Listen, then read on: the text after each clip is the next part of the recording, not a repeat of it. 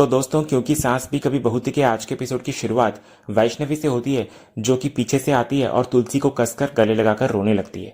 तभी तुलसी समझ नहीं पाती कि अचानक क्या हुआ और वो घबराकर पूछती है कि वो रो क्यों रही है, क्या किसी ने उससे कुछ कह दिया है। तो इस पर वैष्णवी का जवाब बहुत गहरा होता है। वो बताती है कि उसे इस बात का दुख नहीं है कि किसी ने कुछ कहा, बल्कि दुख इस बात का है जो अब तक अनकहा था। इसके बाद वैष्णवी तुलसी के सामने वो डिवोर्स पेपर्स रख देती है। वो सफाई देते हुए कहती है कि उसने जानबूझकर जासूसी नहीं की, बल्कि तुलसी का बैग गिरने से ये पेपर्स बाहर आ गए थे और उसने गलती से देख लिए। फिर वो माफी मांगते हुए कहती है कि उसे और बाकी लड़कियों को पहले से ही शक था कि तुलसी और वीरानी परिवार के बीच कोई गहरा नाता जरूर है। तभी तुलसी समझाती है कि उसने जानबूझकर झूठ नहीं बोला, बस वो ये सच किसी को बताना नहीं चाहती थी।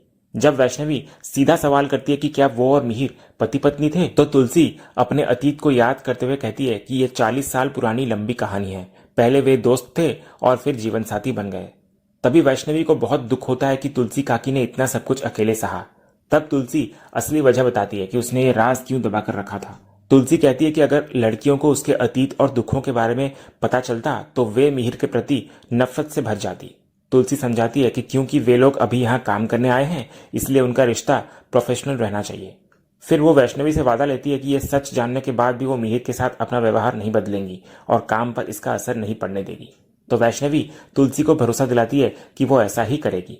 फिर अंत में तुलसी ये फैसला करती है कि अब ये बात छुप नहीं सकती, इसलिए उसे बाकी लड़कियों को भी ये सच बताना ही होगा। वैष्णवी कहती है कि जब उन्हें पता चलेगा तो उनको भी बहुत गहरा धक्का लगेगा। अगले सीन में मिहिर बप्पा की मूर्ति के सामने हाथ जोड़कर खड़ा होता है और अपने दिल का सारा दर्द बयां कर रहा होता है। मिहिर बप्पा से बातें करते हुए कहता है कि दुनिया को लगता है इतने सालों से तुलसी गायब थी, इसलिए तलाक रुका हुआ था, लेकिन सच तो यह है कि वो खुद कभी ये तलाक चाहता ही नहीं था।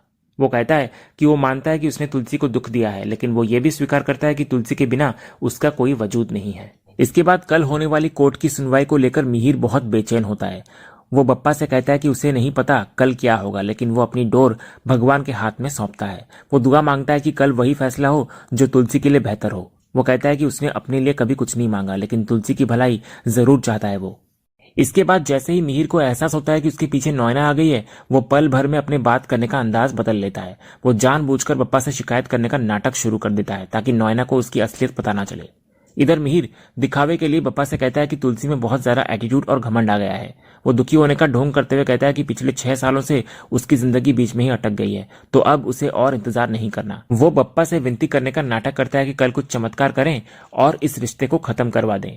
तभी प्रार्थना खत्म करके जब मिहिर पीछे मुड़ता है तो वो अनजान बनने का नाटक करता है और नैना से पूछता है कि वो कब आई और क्या उसने उसकी बातें सुन ली। तो नैना, जो मिहिर के नाटक को सच मान बैठती है, वो कहती है कि वो अभी भी आई। इधर नैना को बहुत बड़ी गलतफहमी हो जाती है। उसे लगता है कि मिहिर इसलिए परेशान है क्योंकि उसका तलाक नहीं हो पा रहा है। वो मिहिर को तसल्ली देते हुए कहती है कि वे लोग दिल से तो अलग हो ही चुके हैं, बस कागजी कार्रवाई बाकी है। वो पूरे भरोसे के साथ मिहिर को कहती है कि ज्यादा ना सोचे वो, क्योंकि कल कानूनन तौर पर तुलसी का नाम उसकी जिंदगी से हमेशा के लिए मिट जाएगा। इतना कहकर नैना मिहिर को सोने के लिए बोलकर वहां से चली जाती है। अगले सीन की शुरुआत कोर्ट से होती है, जहां मिहिर के वकील जज के सामने अपनी बात रखते हैं।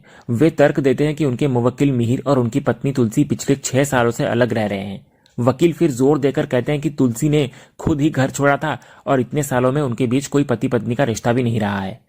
क्योंकि ये रिश्ता व्यवहारिक रूप से खत्म हो चुका है, इसलिए वकील अपील करते हैं कि इसे कानूनन भी तुरंत खत्म कर दिया जाए और तलाक को मंजूरी दे दी जाए।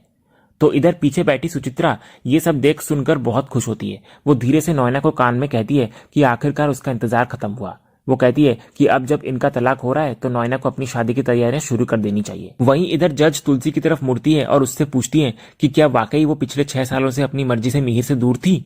जज इसके पीछे की वजह जानना चाहती है, लेकिन तुलसी जवाब देती है कि अलग होने की वजह मिहिर और वो दोनों अच्छी तरह जानते हैं। बस वो इतना कहती है कि अगर उसकी जगह कोई और औरत होती तो वो भी वही कदम उठाती। तो जज कहती है अगर तुलसी वजह नहीं बताना चाहती तो ठीक है, लेकिन तलाक मंजूर करने के लिए उन्हें तुलसी की रजामंदी चाहिए। जज सीधा सवाल करती है, क्या आप इस शादी को खत्म करना चाहती हैं? क्या आपको मिहिर से तलाक चाहिए? तो तुलसी पहले तो चुप रहती है। जब जज दोबारा जवाब मांगती है तो तुलसी एक ऐसा जवाब देती है जिससे पूरी अदालत हैरान रह जाता है। तुलसी साफ शब्दों में कह देती है कि मुझे तलाक नहीं चाहिए। ये सुनते ही पीछे बैठी नैना के पैरों तले जमीन खिसक जाती है। वो हैरान रह जाती है। वहीं इधर तुलसी जज को समझाती है कि यह 40 साल पुराना रिश्ता है, इतनी आसानी से खत्म नहीं किया जा सकता, उसे सोचने के लिए वक्त चाहिए। इधर जज तुलसी की बात मान लेती है। उनका कहना होता है कि अगर किसी रिश्ते को बचाने की जरा से भी उम्मीद बाकी है तो उसे मौका मिलना चाहिए। तभी मिहिर के वकील इसका विरोध करते हैं और कहते हैं कि 6 साल तो वैसे ही बीत गए, अब और कितना वक्त चाहिए। लेकिन जज एक बहुत ही अहम बात कहती हैं। वे समझाती हैं कि रिश्ता तोड़ना आसान है, लेकिन उसे जोड़ने में मेहनत और वक्त लगता है। अदालत का काम सिर्फ तलाक देना नहीं बल्कि रिश्तों को टूटने से बचाना भी है। फिर अंत में जज अपना फैसला सुनाती हैं। वे इस तलाक को अभी मंजूर नहीं करती बल्कि दोनों को 6 महीने का वक्त देती है। साथ ही जज आदेश देती है कि मिहिर और तुलसी को हर हफ्ते काउंसलिंग के लिए आना होगा। अगर 6 महीने की कोशिशों और काउंसलिंग के बाद भी उन्हें लगेगा कि साथ रहना मुमकिन नहीं है, तभी तलाक पर विचार किया जाएगा।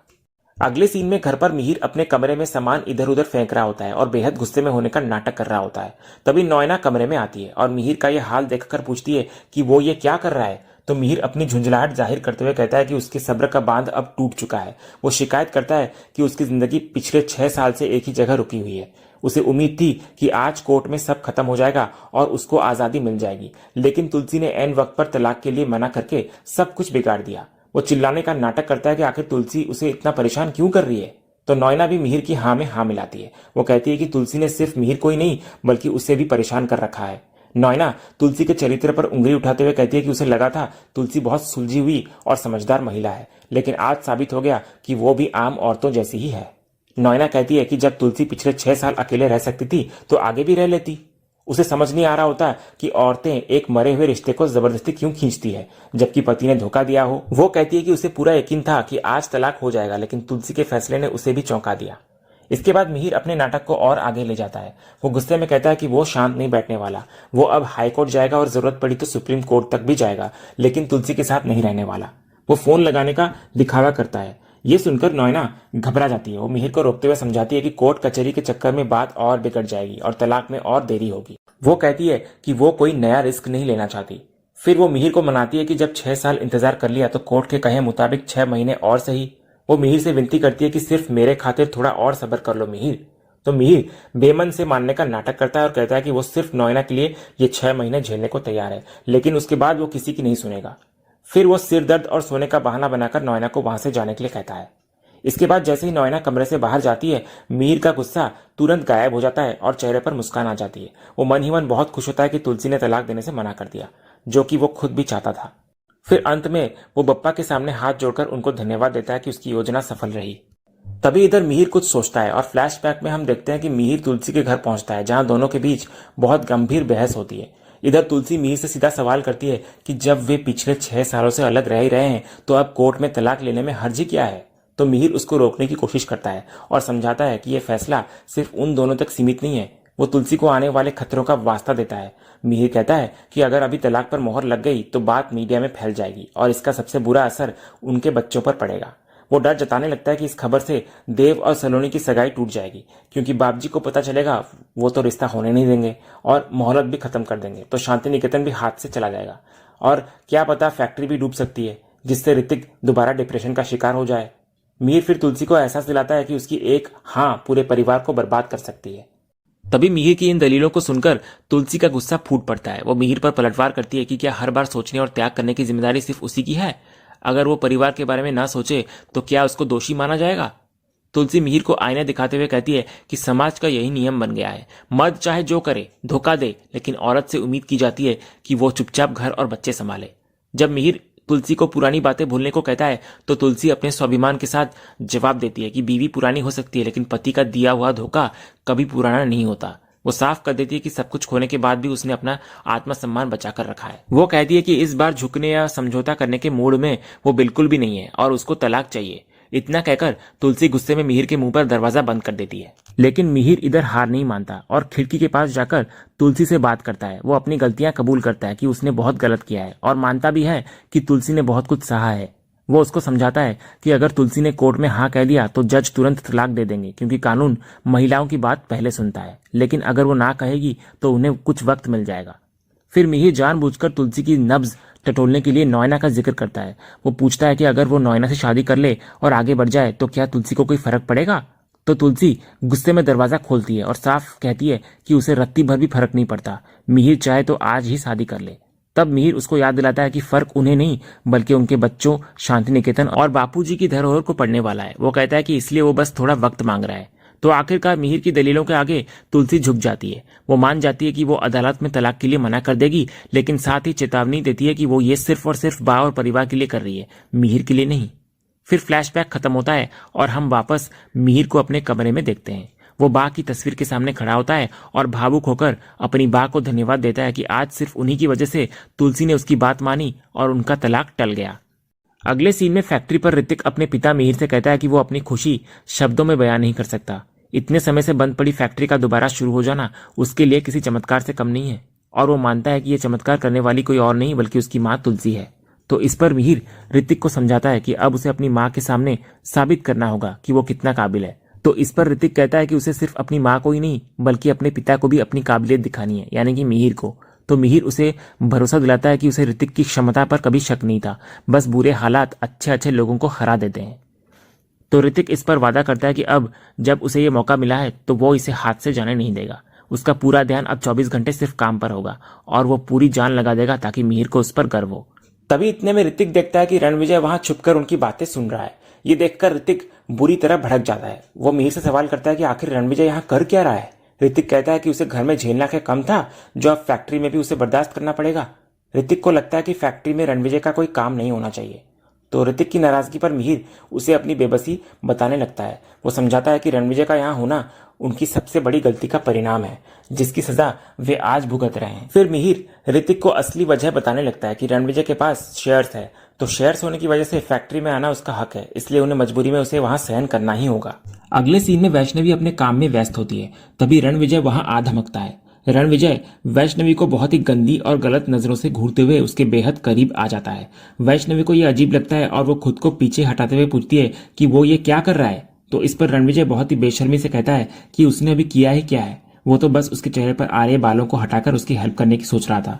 तो वैष्णवी उसको फटकार लगाती है और पूछती है कि क्या उसे किसी लड़की को इस तरह छूते हुए शर्म नहीं आती। इतना कहकर जब वैष्णवी वहां से जाने की कोशिश करती है तो रणविजय उसका रास्ता रोक लेता है। वो जबरदस्ती वैष्णवी का हाथ पकड़ लेता है और उसके सामने एक गंदा प्रस्ताव रखता है। वो कहता है कि यहाँ फैक्ट्री में मजदूरी करने की क्या जरूरत है, उसके पास बहुत पैसा है और वो मुफ्त में उसे ऐशो आराम की जिंदगी देगा। तो वैष्णवी इधर खुद को छुड़ाने के लिए जोर जोर से चिल्लाने लगती है, लेकिन रणविजय उसका हाथ नहीं छोड़ता और अपनी बदतमीजी जारी रखता है। तभी इतने में तुलसी वहां आ जाती है और रणविजय को डंडे से बहुत मारने लगती है। और इधर रणविजय बोल रहा होता है, आप मुझे मार क्यों रही है, मैं पुलिस को बुला दूंगा। तुलसी कहती है, बुला पुलिस को और बोल पुलिस को कि तू वैष्णवी को हाथ लगा रहा था, और बोल कि मैं तेरे को डंडे से मार रही हूं, फिर खुशी खुशी जेल जाऊंगी मैं। लड़कियों को खिलौना समझ रखा है तूने, पहले मेरे परी के साथ और अब वैष्णवी के साथ। इतना बोलकर वो दोबारा रणविजय को डंडे से पीटने लगती है। तभी इतने में सब लोग चले जाते हैं और पीछे खड़ी नोएना मिहिर को कह रही होती है, ये सब क्या नाटक चल रहा है मिहिर, जाकर रोको उसे, कुछ करो। तो मिहिर भागकर तुलसी के पास आता है और डंडा उसके हाथ से ले लेता है और कहता है, ये तुम क्या कर रही हो तुलसी, तुम इसको डंडे से मार रही हो, इसको डंडे से मुझे मारना चाहिए। इतना बोलकर मिहिर भी डंडे से रणविजय की कुटाई करने लग जाता है और फिर वो उसका कॉलर पकड़कर उसको बोलता है, सही कहा तुलसी ने, तू इंसान कहलाने के लायक भी नहीं है, तू जानवर है जानवर। और आज के बाद अगर किसी भी लड़की को तूने छुआ ना या गंदी नजर से देखा भी ना तो तेरा मैं हालत खराब कर दूंगा, तुझे छोड़ूंगा नहीं, अब निकल यहां से। इतना कहकर वो रणविजय को वहां से भगा देता है और रणविजय वहां से निकल जाता है। और इसी सीन के साथ ही आज का ये एपिसोड यहीं खत्म होता है। तो दोस्तों, आज का ये वीडियो आपको कैसा लगा कमेंट के माध्यम से हमको जरूर कहिएगा और कमेंट में हाइप करना भी मत भूलिएगा और वीडियो को लाइक शेयर सब्सक्राइब करना भी मत भूलिएगा, ताकि ऐसे ही रोज लेटेस्ट एपिसोड के अपडेट्स आप हमारे इस चैनल पर पा सकें। तो मिलते हैं हम एक नए एपिसोड के रिव्यू में। तब